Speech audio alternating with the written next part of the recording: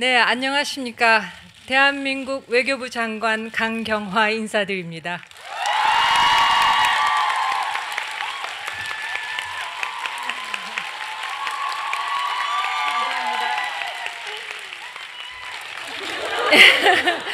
예, 제가 38대 첫 외교부 장관입니다. 그만큼 우리나라가 이 중요한 관직에 여성을 탄생시키기까지 그만큼 많은 세월이 흘렀습니다. 그 오랜 세월 동안 이화여자대학교가 많은 인재들을 배출하고 여성들의 사회에서의 자리매김이 해를 거듭할수록 많은 진전을 이룬 끝에 제가 이 자리에 섰다고 생각합니다. 그래서 여러분들 그리고 총장님 그리고 이화대학교 여러 관계자 여러분들께 감사의 말씀으로 오늘 강연을 시작하겠습니다. 총장님 그리고 관계자 여러분, 정말 이렇게 모처럼 그 골치 아픈 일이 많이 쌓인 사무실을 벗어나서 이렇게 꽃이 활짝 핀 이화여자대학교 동산에 와서 여러분들과의 대화를 나눌 수 있는 시간을 갖게 되어서 정말 뜻깊게 생각합니다. 제가 지난 10개월간 장관직을 수행하면서 여러 공개 발언의 기회를 가졌습니다. 준비된 정책 연설, 또 다양한 언론 인터뷰, 또 국회의 그 외교통일위원회에 가서 여러 가지 답변, 이런 그 공개 발언의 기회를 가졌습니다만 이렇게 그 젊은이들과 의견을 나눌 수 있는 그 대학가에 와서 이런 강연은 처음입니다.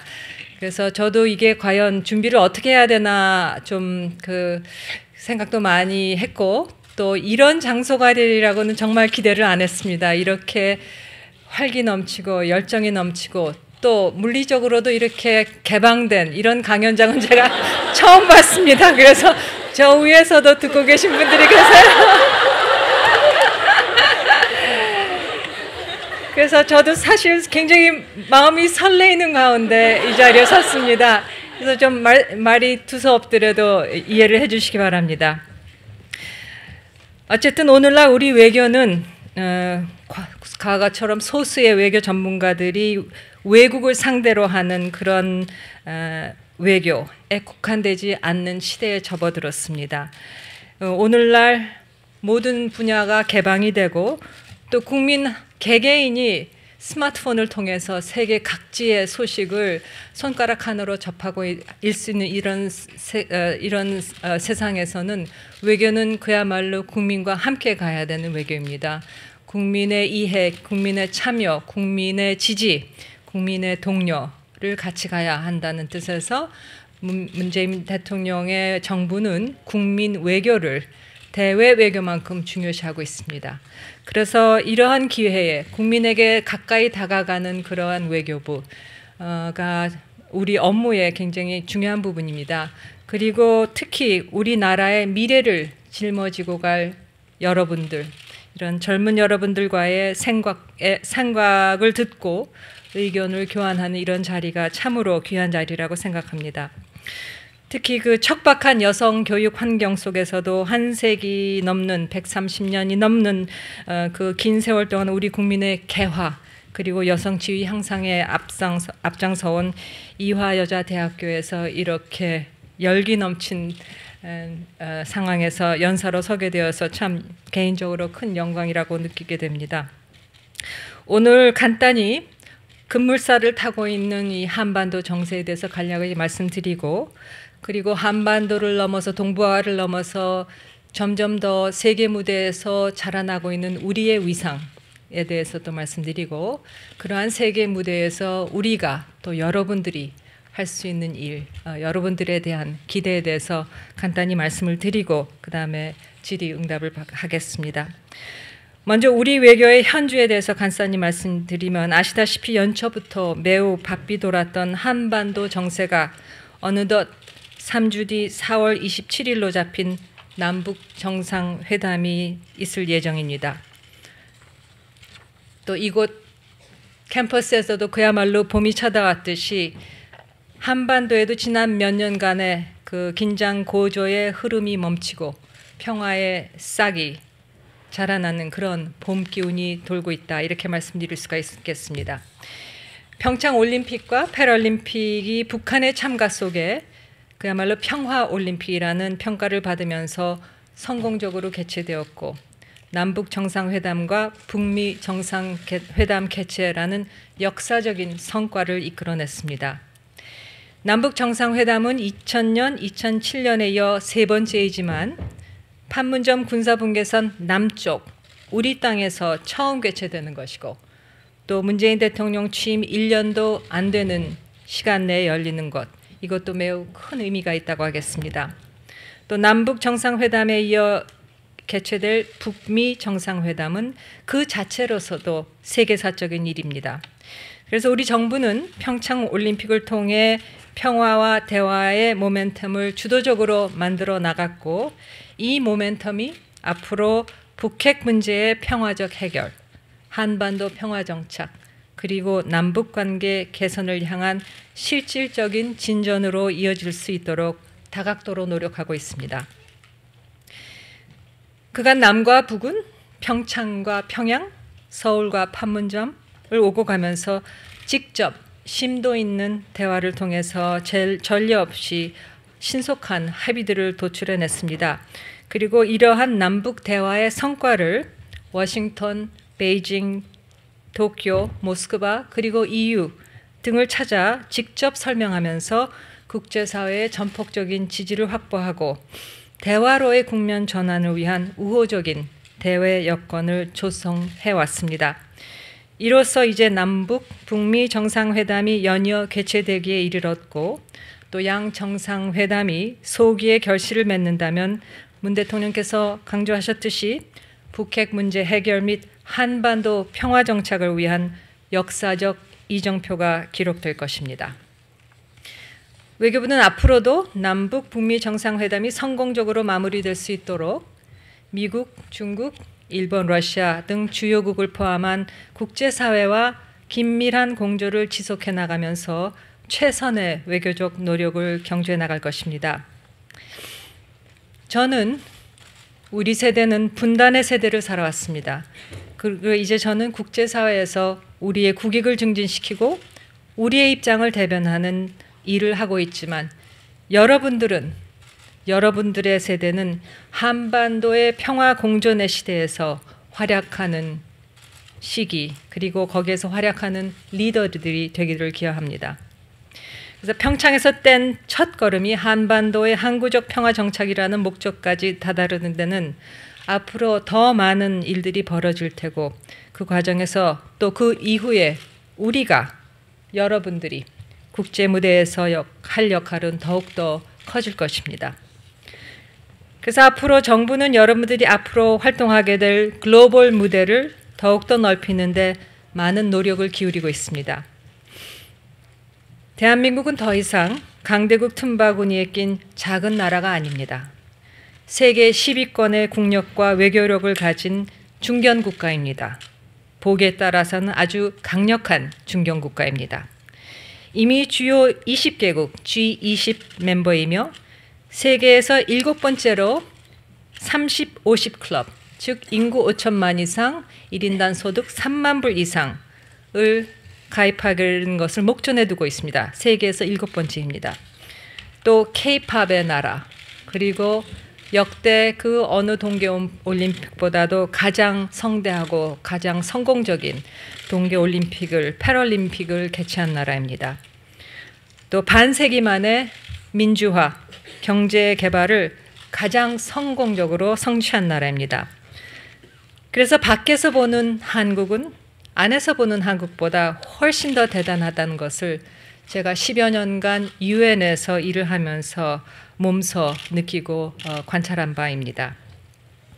이에 발맞춰 우리 정부도 대한민국의 외교 지평을 넓히고 우리의 국격과 능력에 맞는 국제사회에 대한 기여를 확대하는 등 외교 다변화 노력을 역점을 두고 추진하고 있습니다.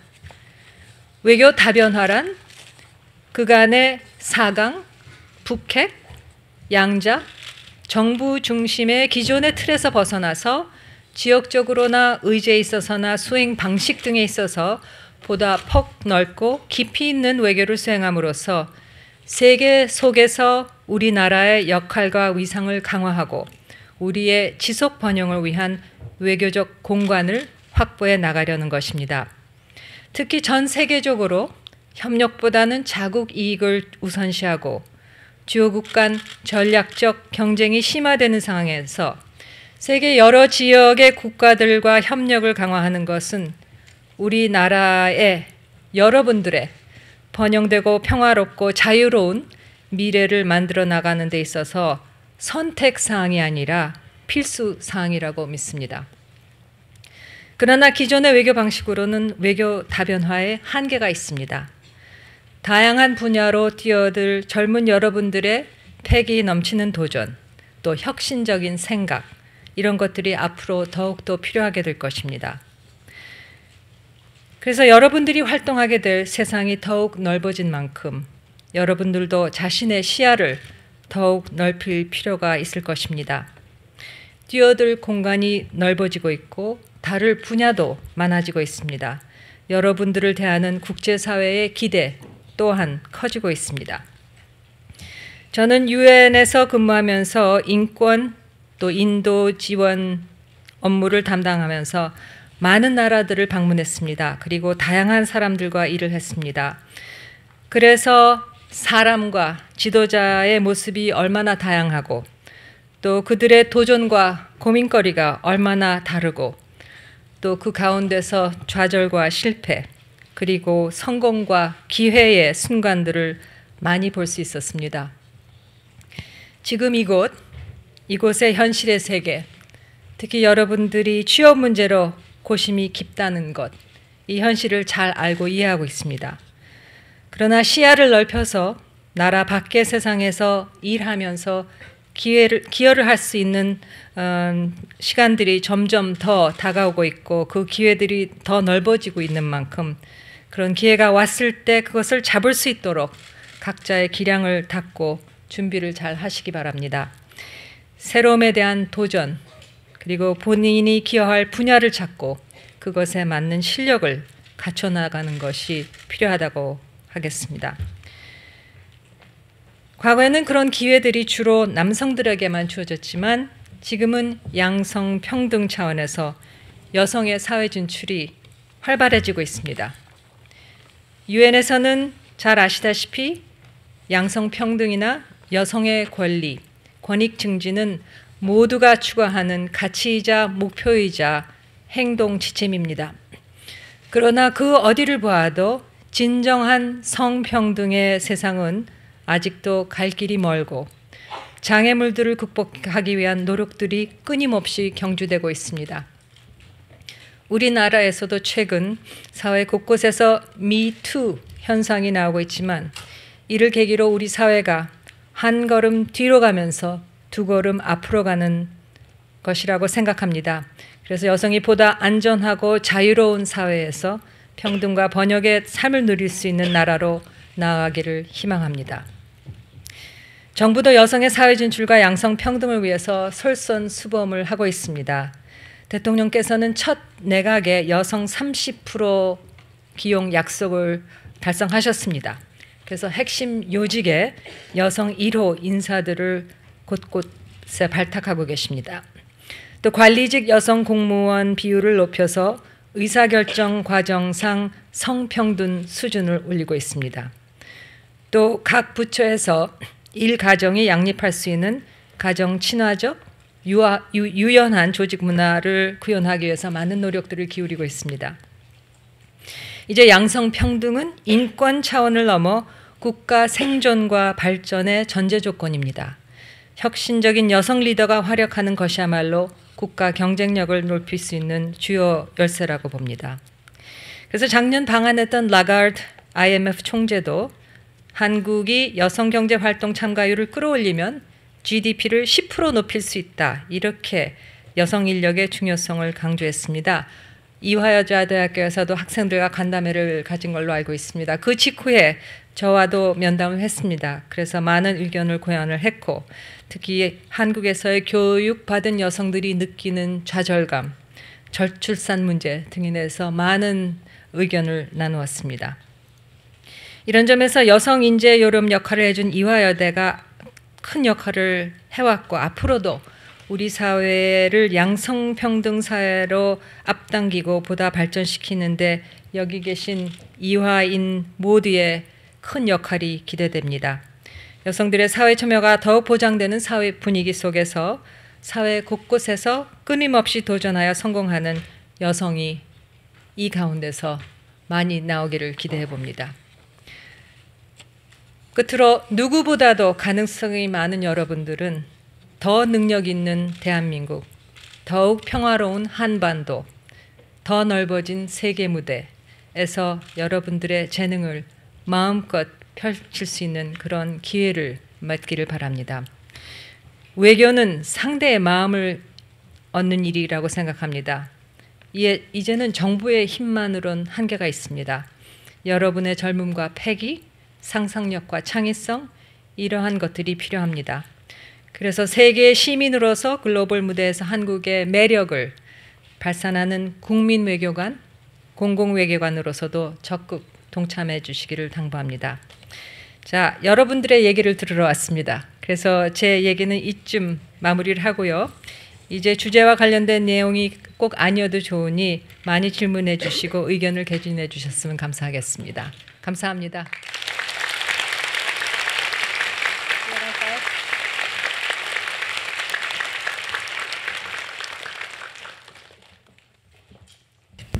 네, 장관님 귀한 말씀 감사합니다.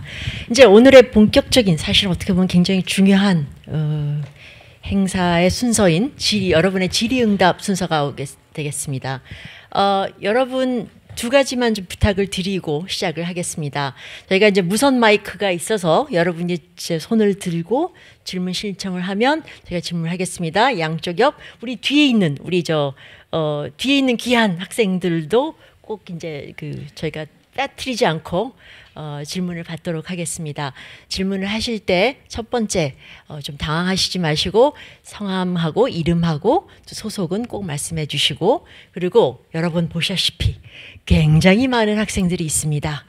질문은 한 학생이 하나씩 하는 방향으로 저희가 진행을 하도록 하겠습니다.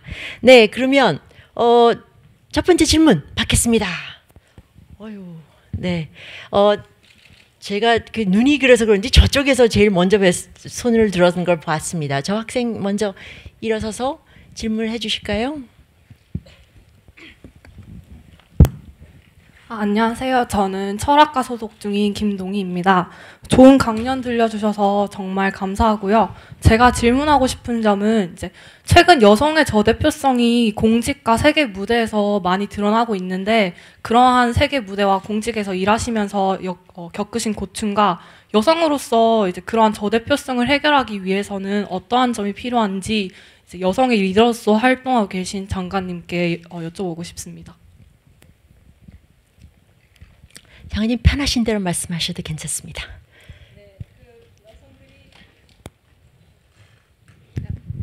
네, 그 저대표성이라 할 때는 여성의 그 parity, 즉 50-50 아주 산술적으로 그 목표치가 달성이 안 됐다는 그 지적으로 해석을 할 수 있는데요. 유엔에서도 사실 젠더 패리티가 달성이 안 됐습니다. 근데 이 부분은 그야말로 그 임명권을 가진 사람의 의지가 제일 중요하다고 생각합니다. 그래서 유엔에서는 새로 되신 사무총장께서 본인의 그 고위 간부들은 50-50을 꼭 만들겠다라는 일성으로 취임을 하셨고 얼마 전에 그걸 달성하셨습니다. 그래서 그 저대표성의 문제를 해결하는 데 있어서는 일단 그 임명권자의 그러한 끊임없는 정치적 의지, 그리고 그것을 뒷받침해 줄 수 있는 정책적인 그런 조치들이 많이 필요하다고 생각합니다. 우리 정부도 마찬가지입니다. 말씀드렸듯이 대통령께서 50%까지는 안 되더라도 30% 강요는 여성으로 임명하시겠다 하는 공약을 하셨고, 그리고 그걸 달성하셨습니다. 대통령께서 그런 의지를 보이시면 그 각 부처 장관들도 그 대통령의 의지를 받들어서 각 부처에서 또 그걸 실현해야 될 그런 책무를 느낍니다. 저도 외교부의 그런 현재의 상황을 보니까 그 입부하는 그 초년생들을 보면은 여성들이 과반수가 넘어요. 뭐 60% 어떤 해는 70%도 되는데 이제 올라올수록 간부급이 될수록 여성들의 비율이 낮아집니다. 그래서 과장급에는 한 13%, 그다음에 심의관급 이상 고위 간부에는 한 5% 정도 돼서 전체적으로 보면 한 8% 정도 되는 상황이었어요. 그래서 저는 인사철이 있을 때마다 여성들을 많이 발탁을 하려고 노력을 하고 있습니다. 그래서 이번 춘계 인사 때도 여성 국장 2명을 임명을 했고 또 심의관 1명을 임명을 했습니다. 아직 갈 길이 멉니다. 제가 지금 세운 목표치는 여성 간부 20%입니다. 그게 뭐 뜬금없는 목표치는 아니고요. 여성들이 들어오는 비율 그리고 앞으로의 그 여성들의 이 커리어 트래젝토리를 봤을 때 어떻게 보면 당연히 성취돼야 되는 그런 목표치지만은 그런 직장에서의 그런 어떤 업무 문화, 방식 이런 걸 봤을 때 아무래도 여성들이 결혼을 하고 가정을 갖기 시작하면은 뒤처짐이 있는 것이 분명하거든요. 그래서 그 뒤처짐이 없이 다시 말해서 결혼과 가정이라는 것이 차별의 그런 어떤 원인이 되지 않도록 말씀드린 대로 일과 그런 가정 생활이 부담 없이 양립이 될 수 있는 그런 직장 문화 그런 그 제도를 만들어 나갈까. 그리고 외교부 차원에서는 그렇게 노력하고 있고 각 부처에서도 특히 여가부가 중심으로 열심히 추진을 하고 있습니다. 네, 감사합니다. 이쪽에서 한번 우리 저 하얀 티셔츠 입은.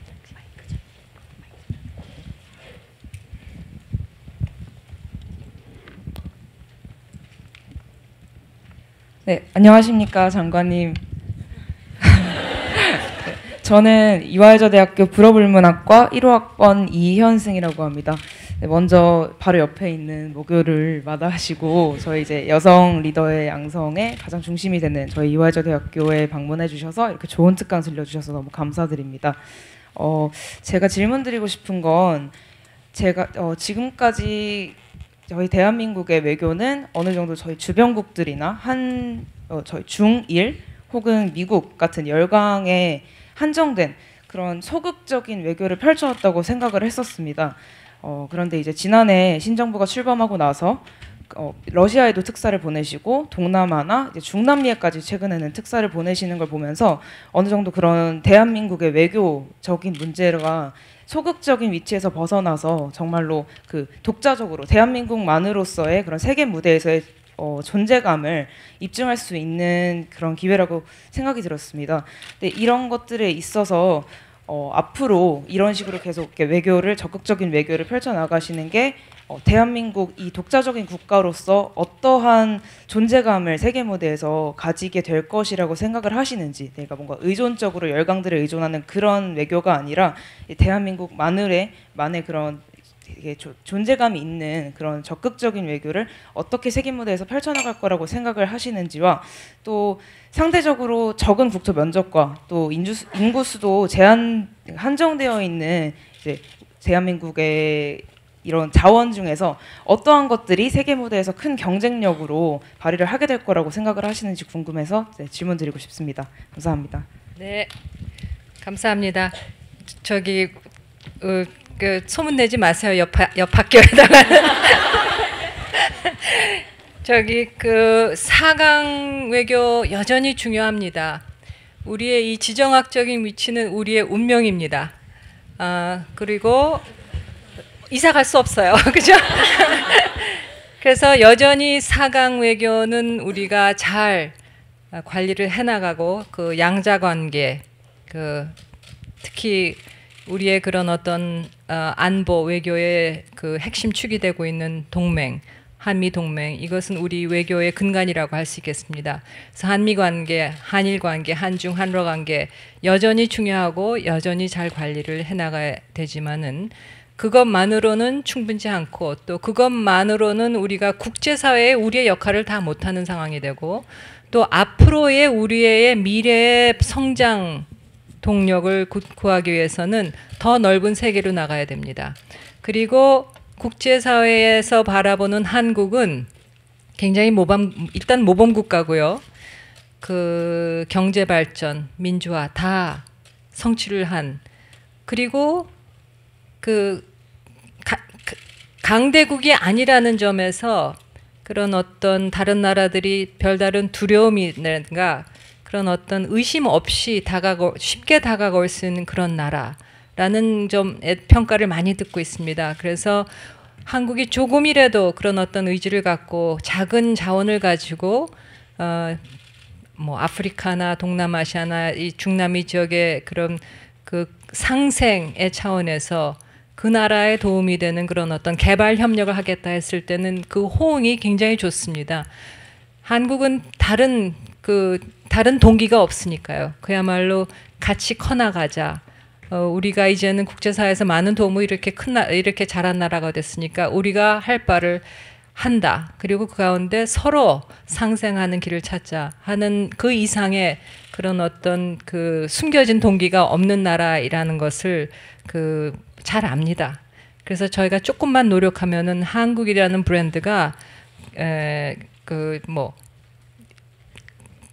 외교 그리고 개발 협력에 있어서 크게 그 진가를 발휘할 수 있을 것이라고 생각합니다. 그리고 어떻게 보면은 그것은 정부가 한 것보다는 민간에서 훨씬 더 앞서갔습니다.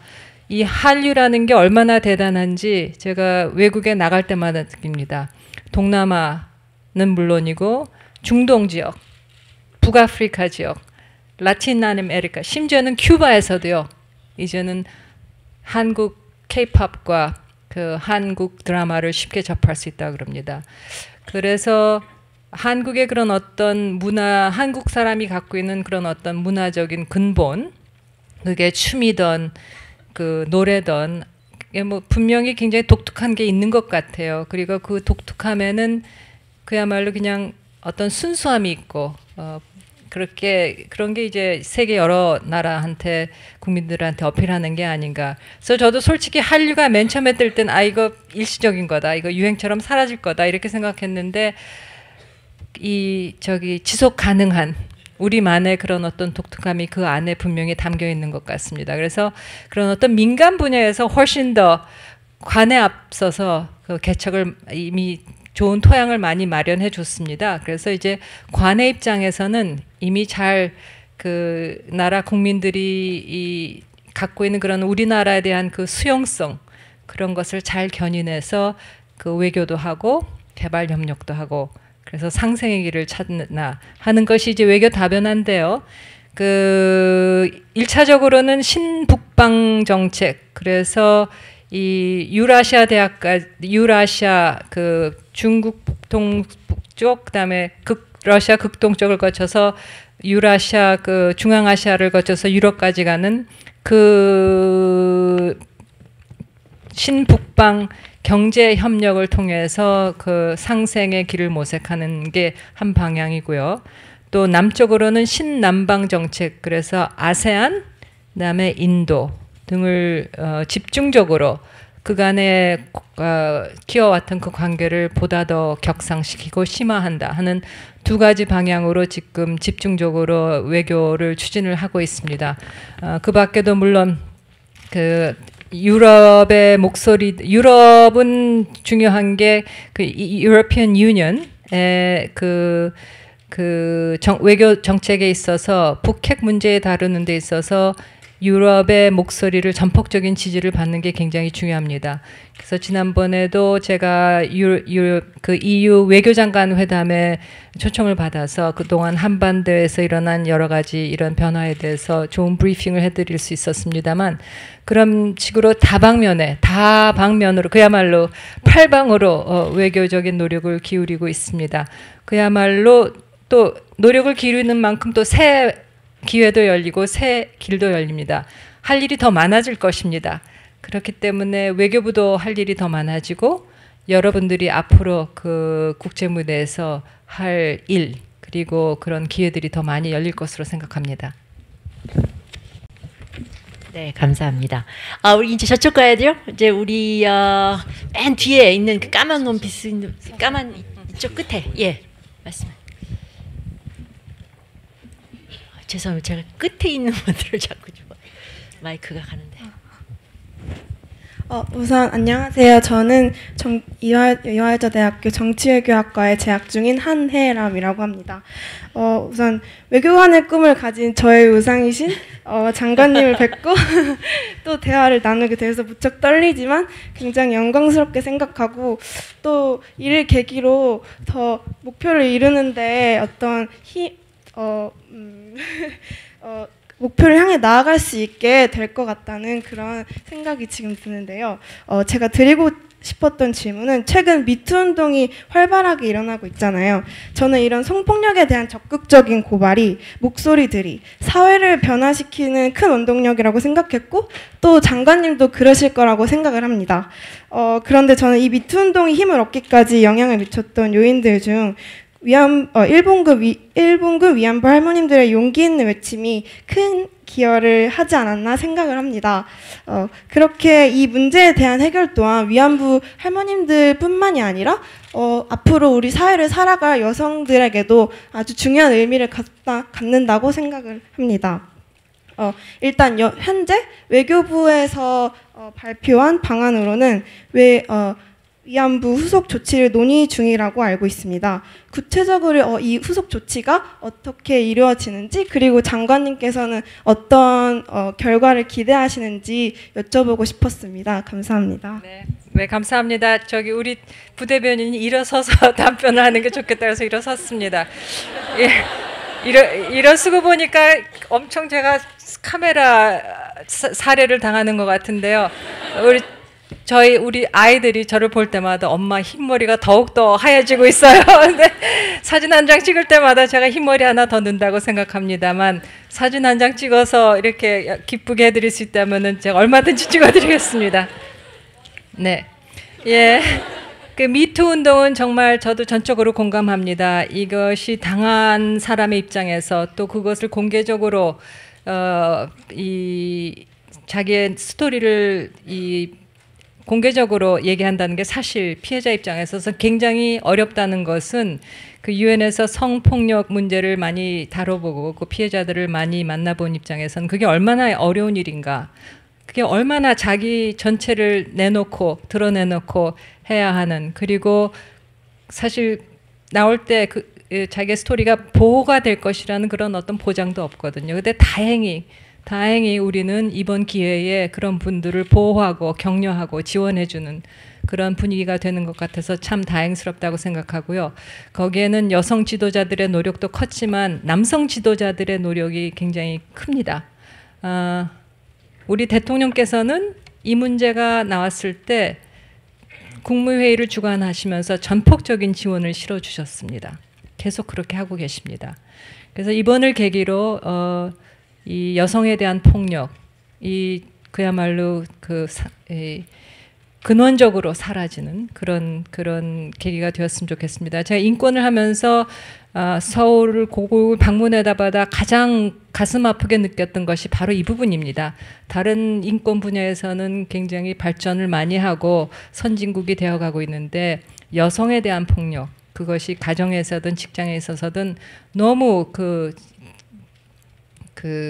이 잔악한 그런 모습들을 그런 기사들을 서울에 올 때마다 대해서 이것을 참 가슴 아픈 걸 넘어서 이 문제를 어떻게 근원적으로 해결을 하느냐 하는 것이 늘 고민거리였는데 이 미투 운동으로서 그 계기를 잡은 것 같습니다. 말씀하셨듯이 거기에는 그 수십 년 동안 본인의 아픔을 다스리면서 본인의 얘기를 끊임없이 해주신 위안부 할머님들의 그런 용기 어린 그런 증언 그리고 활동이 굉장히 컸다고 생각합니다.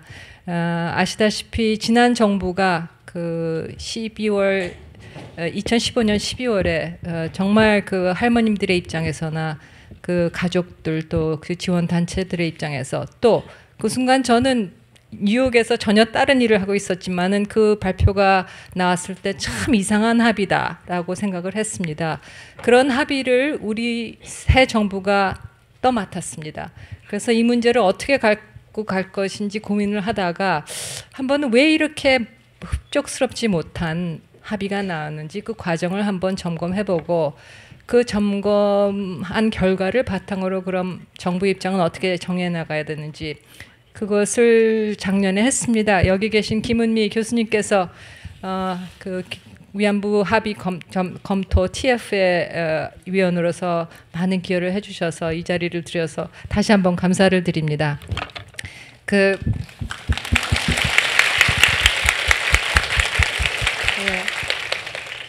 합의 검토 결과는 예상했던 것입니다만 그것이 그냥 합의를 그냥 검토 없이 비판하는 거랑 꼼꼼히 검토한 다음에 증거를 갖고 비판하는 것은 이 무게가 다릅니다. 그래서 그 검토 작업은 상당히 필요했던 것이었던 것 같고요.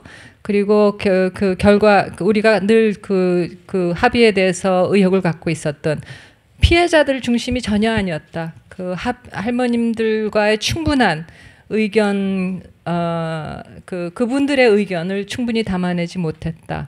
그리고 이것이 그야말로 막판에 있어서는 양 정부 간 최고 고위급에서 거의 밀실 협상으로 진행이 됐다 하는 그런 것을 이제 검토 결과 다 담아냈습니다. 그러면 그 결과를 가지고 우리 정부는 입장을 많은 고심 끝에 이게 분명히 이 합의로 이 문제가 해결이 된 건 아니다. 만족스럽지 못하다. 그리고 피해자들이 이 문제를 가지고 이 합의를 통해서 이것이 해결됐다고 결코 느끼시지 않는다. 그렇지만 정부 간 합의가 있는 것도 사실이다. 그리고 정부 간 합의는 정부가 바뀐다 하더라도 지켜야 한다는 것이 국제사회의 관행이고 기대이다. 그렇기 때문에 이 합의를 파기한다거나 일본 정부에 이것을 재협상 요구를 한다 하지는 않겠다. 하지만 다만 할머님들이 원하는 게 결국은 진정한 사과입니다. 제가 할머님들을 저도 이제 몇 분 직접 만나러 지방도 다니고 했는데 공히 원하시는 것은 뭐 다른 것 다 아닙니다. 진정한 사과입니다. 그래서 그런 어떤 진정한 사과, 그런 모습을, 그런 조치를 일본 정부에서 자발적으로 취한다 그러면은 우리는 그거는 참 크게 환영하겠다 하는 것으로 정부 입장을 정했습니다. 그러고 나서 이제 그 합의의 일부가 된 그 화해치유재단, 그 다음에 그 10억 원에 대해서는 그 돈이 일본 정부가 낸 돈이라는 데서 이건 뭐 일본이 책임을 인정한 거 아니냐. 그렇지만 그 돈이 법적 보상의 돈은 전혀 아니었습니다. 그냥 인도주의 차원에서 자비로서 준 돈이기 때문에 그것은 이 죄를 인정한 그 책임에 따른 보상의 돈이게 아니기 때문에 많은 피해자 할머님들께서 받으신 분들조차도 그 돈의 성격을 이해하고 한 이상 이거는 우리가 받을 수 없다. 그래갖고는 그 돈은 우리 정부가 그 10억 엔을 다시 충당을 해서 그 돈은 일본 돈으로 이렇게 그냥 일본과 또 관계단체들과 합의를 해서 적당한 이용도를 찾을 때까지 이렇게 그 돈을 놔두겠다, 관리하겠다 이런 지금 상태에 있습니다. 그래서 그 단체들과의 그 화해치유재단의 향배 또 그 돈의 용도에 대해서 계속 그 여가부 주도로 합의를 하고 있고 정부 차원에서는 우리 동부가 또 국제기구 등 이렇게 만나서 앞으로의 그 대책들을 논의하고 있습니다. 외교부로서는 그런 정부 협업에도 참여를 하지만은 이 위안부 할머님들의 문제가 이게 어떤 한국 또는 그 피해자들의 문제를 넘어서 국제사회의 인권 논의에 중요한 분수령이 되는 그러한 이슈였다고 생각을 합니다. 그래서 그것을 이미 많이 시민단체들이 그런 노력들을 많이 했어요. 국제사회에 나가서 이 위안부 문제를 얘기 많이 했습니다. 그래서 UN 인권 메커니즘이 이 문제를 다룬 그 족적들이 이미 많이 쌓여 있는 상황이고 그래서 외교부는 앞으로도 이 문제가 국제사회의 인권 논의, 특히 여성 인권 논의, 특히 전시 성폭력 논의에 있어서 하나의 큰 자리매김을 할 수 있도록 국제사회에서 적극적인 그런 그 활동을 한다 하는 그런 계획을 갖고 있습니다. 감사합니다. 우리 이제 이쪽으로 한번 여기 네. 예. 이 제 옆에 있는 학생이 두 손을 번쩍 들고 있어서 제가 예, 우리 옆에 학생 제가 마이크를 줄게요. 네, 감사합니다. 네, 저는 국어국문학과와 정치외교학과를 수료한 1, 2학번 유한나라고 합니다. 저는 수료생이어서 지금 백수인데 장관님을 너무 뵙고 싶어서 제가 아이돌도 안 기다리는데 네, 직접 뵙게 돼서 너무 영광이고요. 제가 질문 드리고 싶었던 것은 아까 저희 위안부 얘기가 나왔는데 저희가 일본으로부터 진정한 사과를 받기 위해서는 저희가 저지른 잘못도 생각을 해야 된다고 생각해요. 그래서 저희도 월남전 참전했을 때 베트남 여성들에게도 상처를 준 그런 일들도 있었고, 그래서 베트남 정부에서 진정성 있는 사과를 요구한 적이 있다고 저는 요구하지는 않았나요? 네. 네, 그러면 저희가 먼저 진정성 있는 사과를 할 용의는 있는지. 왜냐하면 뭔가 전시회는 언제든 뭔가 비인간적인 일이 일어나지만 막 폴란드와 독일 사례에서 같이 그 독일 총리였던 분이 무릎을 한번 꿇으시면서 폴란드와 독일 관계가 되게 급물살을 타면서 굉장히 한 번에 풀리는 모습을 보면서 저는 진정성 있는 사과가 굉장히 중요하다는 것을 느꼈거든요. 그래서 그럴 계획이 있는지도 궁금하고요.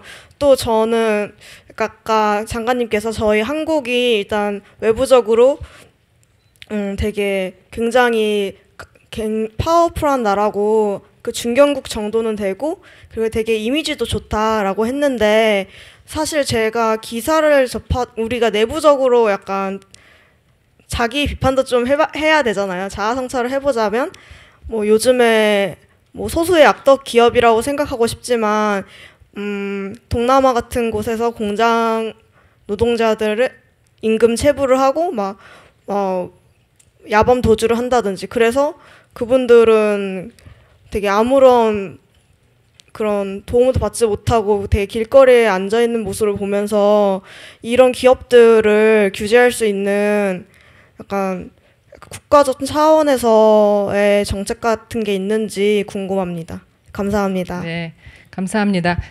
그 좋은 질문 해주셨어요. 그 베트남하고의 관계에 연관된 것인데, 그런 그 우리의 참전으로 인해서 그런 아픈 과거가 있는 게 사실입니다.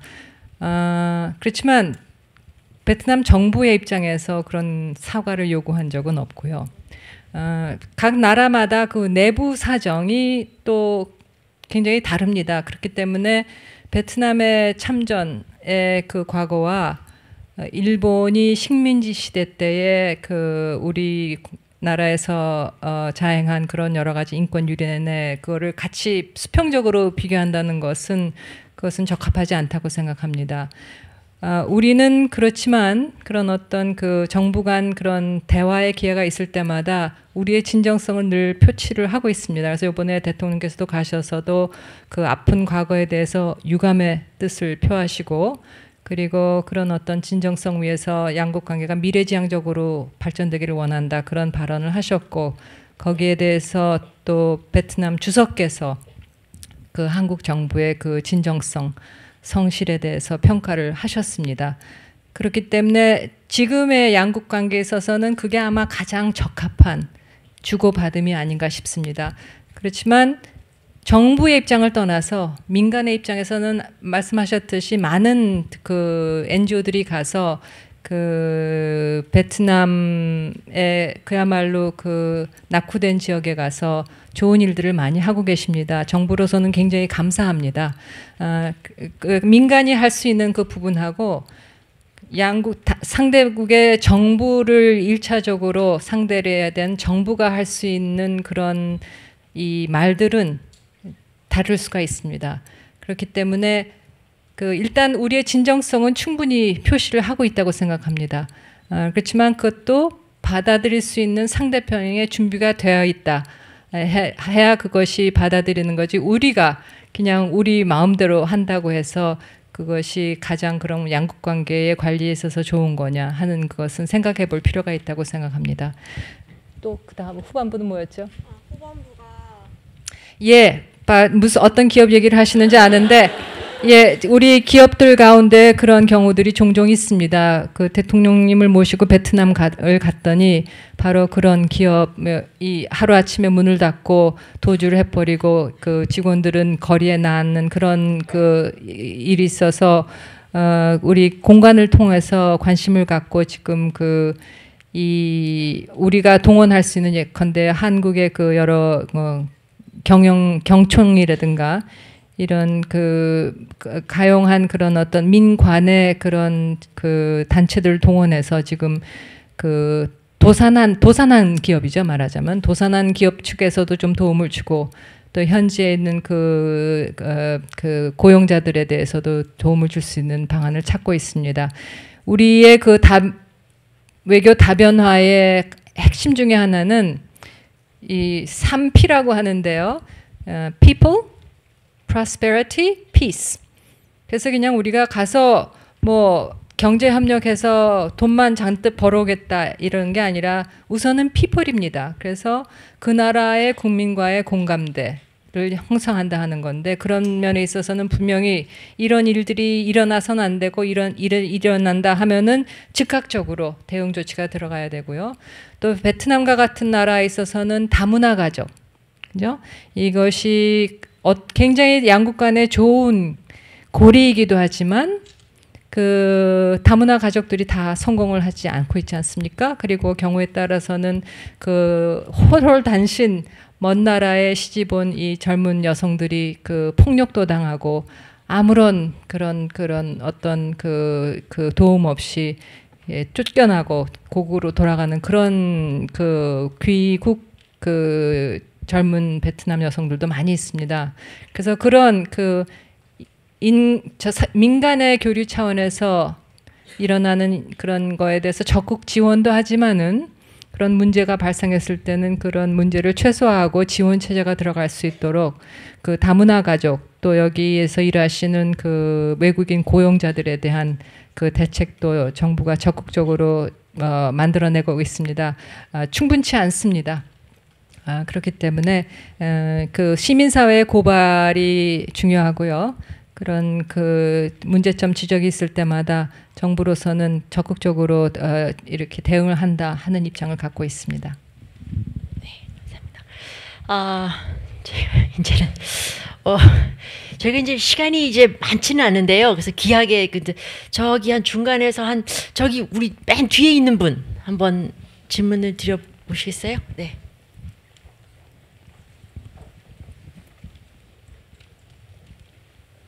안녕하세요. 저는 현재 이화여자대학교에서 정치외교학과에 재학 중인 17학번 천사랑이라고 합니다. 일단 오늘 이렇게 장관님을 직접 만나 뵙고 강연을 듣게 되어서 정말 큰 행운과 영광이라고 생각하고 있습니다. 제가 질문드린 내용은 최근에 문재인 대통령께서 아랍에미리트를 순방하셨고 두 국가가 특별 전략적 동반자 관계를 통해서 교류와 협력을 확대한다고 소식을 들었습니다. 이는 동남아 지역을 아세안이 집중 공략하겠다는 신남방 정책의 확대 기조로 저는 해석했습니다. 한반도를 둘러싼 두 열강의 보호무역지가 확산되면서 이러한 리스크를 해결하고 보다 균형적이고 자율적인 외교 다변화를 추진하겠다는 것을 신남방 정책으로 알고 있습니다. 이러한 맥락에서 볼 때 중동 지역은 정말 풍부한 자원과 성장 잠재력으로 우리나라의 주요 외교 무대가 되게 적합하다고 생각하고 있고 중국과 일본도 중동의 중요성을 인식하고 이에 외교 안보적이고 경제적인 접근을 하고 있습니다. 동남아 지역을 아세안이 경제 공동체 차원을 넘어선 영내 공동체 형성을 통해서 많은 발전을 이루었듯이 중동 지역에서도 발전을 위해서 단순한 경제 공동체적인 성격이 강한 GCC를 넘어선 새로운 지역 공동체 형성이 필요하다고 생각합니다. 그런데 알고 계시듯이 중동에서는 종교 분쟁을 비롯해서 많은 분쟁으로 인해서 영내 공동체 형성이 어려운 상황입니다. 이러한 문제의식에 입각해서 우리 한국이 중동에서 좀 더 효율적이게 교류와 협력을 확대하기 위해서 중동의 지역 공동체 형성을 위해서 어떤 노력을 할 것인지 궁금합니다. 그리고 한 가지만. 한 가지만 하면 어떨까요? 지금 굉장히 그 질문도 장관님. 중동의 지역 공동체 형성을 위해서 우리가 어떤 주도적인 역할을 할 것인가. 이것은 아무리 우리가 강력한 중견국가라고 하더라도 중동의 문제는 지금 어떻게 보면은 제일 강력한 미국의 그런 어떤 어떤 결정으로 인해서 될 것도 아니고 러시아의 결정으로 될 것도 아니고 중동 자체 국가들의 어떤 의지로도 될 않을 만큼 굉장히 복잡합니다. 시리아 내전이 계속되고 있고 또 거기다 예멘도 있고 그나마 그래도 유니티를 가졌던 GCC 나라들도 이제는 좀 분열이 일어나고 있기 때문에 굉장히 복잡한 상황입니다만 거기에 한국이 어떤 주도적인 역할을 해서 그것을 엮어 나간다 하는 것은 좀 너무 그렇게 하기 위해서는 우리가 뭐 그렇게 할 수도 있겠죠. 어느 순간에. 근데 우리가 그렇게 하려면 훨씬 더 그 나라, 그 지역에 대해 훨씬 더 잘 알아야 됩니다. 훨씬 더 많은 세월의 그런 어떤 연구와 투자와 교류를 통해서 그야말로 충분한 그런 어떤 역량을 가진 다음에 그런 어떤 노력을 해볼 필요가 할 수가 있다고 생각합니다. 지금으로서는 그런 단계는 아닙니다. 지금으로서는 각국과 좋은 양자 관계를 맺어서 다져나가야 할 단계입니다. 그래서 이번에 UAE를 통해서 UAE와의 관계를 그야말로 한 단계 더 발전시켰고요. 그래서 앞으로도 GCC 나라들, 그 밖에 중동 나라들과서 그런 어떤 양자적인 차원에서 노력을 계속 들이면서 자생적으로 어떤 지역 공동체라는 것은 밖에서 이렇게 갖다가 임포스하는 게 아니라 자생적으로 나오는 모멘텀으로 형성이 돼야 되거든요. 어떤 자생적인 모멘텀이 형성이 됐을 때 우리가 그것을 어떻게 지원해 줄 수 있을까 하는 그런 고민을 해볼 시기가 오기를 바랍니다. 네, 감사합니다. 이쪽으로 우리 지금 세 번째 줄, 맞아요. 손을 제일 먼저 들어봐서. 네, 저는 이화여자대학교 경영학과 1호학번에 재학 중인 이희정이라고 합니다. 일단 장관님과 대화를 할 수 있어서 굉장히 행복합니다. 제가 드리고 싶은 질문은 현재 중국과 미국과 같이 강대국들에 의해서 우리나라가 무역 이익을 침해받는 경우가 많잖아요. 근데 그것에 대해서 아직 우리나라는 중국처럼 보복 관세를 부과한다든지 하는 강력한 조치는 안 하고 있는 것으로 알고 있어요. 양어 정지 정도의 수준으로만 대응을 하고 있는 것으로 알고 WTO에 제소하는 정도로 하는 것으로 알고 있는데 앞으로 우리나라가 중국과 같이 강경한 대응을 하는 가능성이 있는지 궁금하고 또한 TPP 가입은 어떻게 돼가고 있는 건지 그것도 궁금해서 여쭤보고 싶습니다. 감사합니다. 예, TPP 가입은 저 개인적으로는 해야 된다고 생각합니다. 근데 기본적으로 통상 하시는 분들의 입장에서는 일단은 좀 연구 검토가 필요하다. 그래서 아직 효력 발생이 안 됐죠. 그래서 효력 발생이 돼서 이것이 가동된 다음에 그 영향을 평가를 하고 그것을 기본해서 우리도 그런 가입을 할지 안 할지를 평가한다 이렇게 되어 있습니다. 저 개인적으로는 가입을 해야 된다고 생각합니다. 우리는 경우에 따라서는 그런 어려움도 있을 수 있겠지만은 그런 어떤 강대국의 보복 관세 조치에 우리는 중견국으로서 WTO의 그 규범을 잘 지켜나가는 것이 결국 장기적으로는 우리 국익을 지키는 것이다 이렇게 생각합니다. 강대국은 규범이 없어도 됩니다. 네.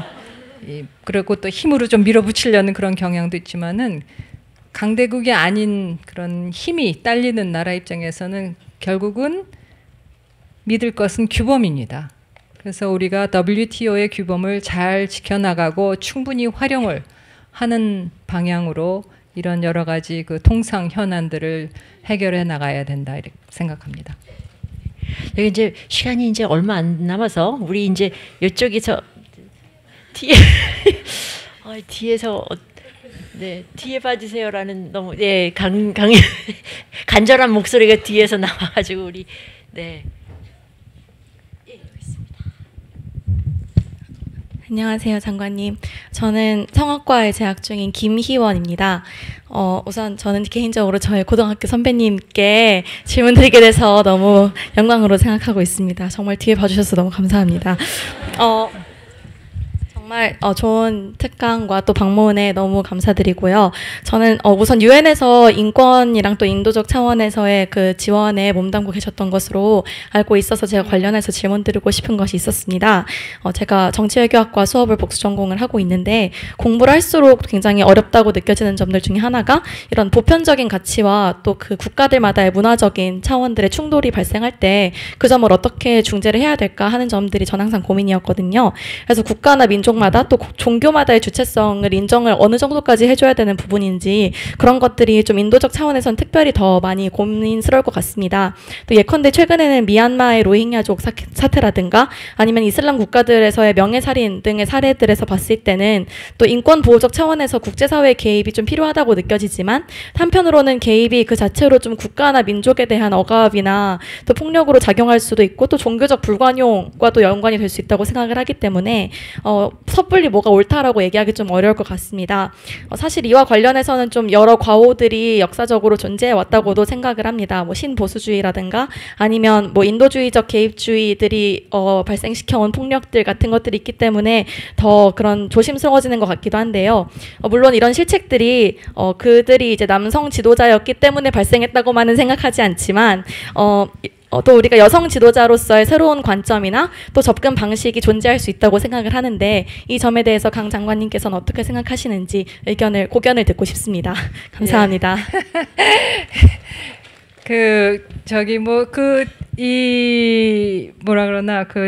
이 질문은 유엔에서도 지금 수년간 논의가 되면서도 뚜렷한 그런 답이 없는 상황이라고 각 국가에선 국가에 따라서는 얘기를 하겠지만 유엔의 그런 어떤 그 고위직의 인권을 한 사람의 입장에선 그거는 답이 분명하다고 생각합니다. 인권은 이거는 보편적인 가치입니다. 그게 얼마나 보편적이라는 거 하는 것은 여러분들이 잘 아시다시피 그 48년에 유엔에서 채택된 인권 선언 아주 단순하고 쉬운 말로 쓴 그 인권 선언이 세계에서 제일 많이 번역된 문서예요.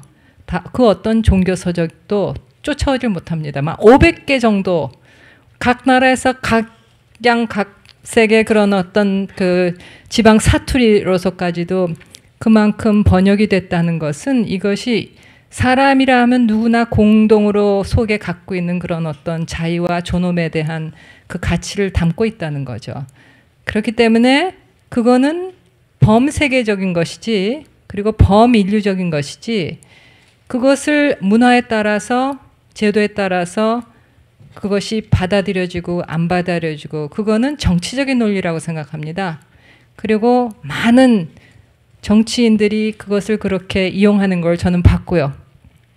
그렇기 때문에 이 인권의 보편성을 그런 식으로 상대적으로 풀어내는 것에 대해서는 이 어떤 현실에 다가갔을 때 그럴 수밖에 없는 그런 입장을 취할 수밖에 없는 그런 어떤 현실적인 요인이 있다고는 생각합니다만 큰 흐름은 인권은 그야말로 다른 거 없습니다. 인류를 같이 묶어줄 수 있는 무슨 그런 어떤 공통점이 있다 그러면 바로 이러한 가치들이 아니겠습니까? 그래서 그것은 어디서 무슨 일을 하든 간에 매일매일의 현실에서는 그것을 굳건하게 지키고 기치를 세우기가 힘들다 하더라도 장기적으로는 다 그것을 속에 갖고 있고 다듬어 나가야지만 우리의 공동사회.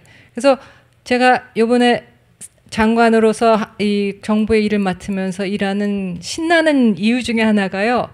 그 가치가 지금 현재의 대한민국에서는 말도 많고 싸움도 많고 논쟁도 많지만 어쨌든 큰 흐름은 그런 방향으로 가고 있다는 그런 확신이 제가 듭니다. 그래서 참 그렇지 못한 많은 나라들이 있는 모습을 보고 우리나라의 오늘의 모습에 봤을 때 그게 참 기분이 좋고 감사하고 그렇습니다.